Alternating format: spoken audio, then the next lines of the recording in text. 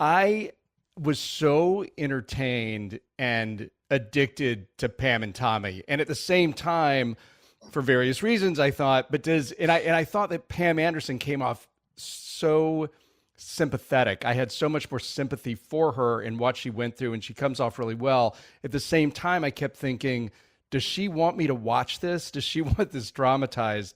And I just wonder what you and the filmmakers, how you all grappled with that, and what is your take on her now? Well, I know that everybody tried to make contact. Certainly, I mean Lily and I know the team, the writers, Annapurna, and everyone had attempted contact there. And at the end of the day, everything was approached with the best intentions. Again, taking a story that to some extent a lot of people didn't know a lot about, and to some extent dramatizing it, heightening certain moments, but always with the awareness that we weren't really there and we'll never really truly know the extent of what they've experienced or what she experienced, but that it was an invasion of privacy and it was an American crime of some sort and happened at a very particular time in the 90s that sort of changed our world because of the birth of the internet.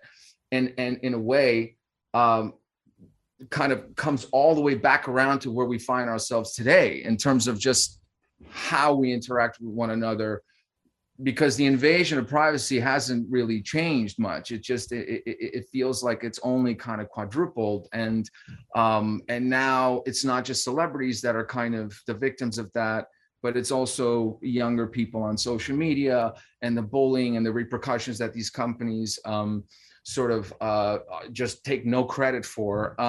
And there's something to be said about the media as well and their own part in shaping narratives and its own sort of exploiting that they're very much part of. But sometimes it's easier to point a finger to sort of the storytelling aspect.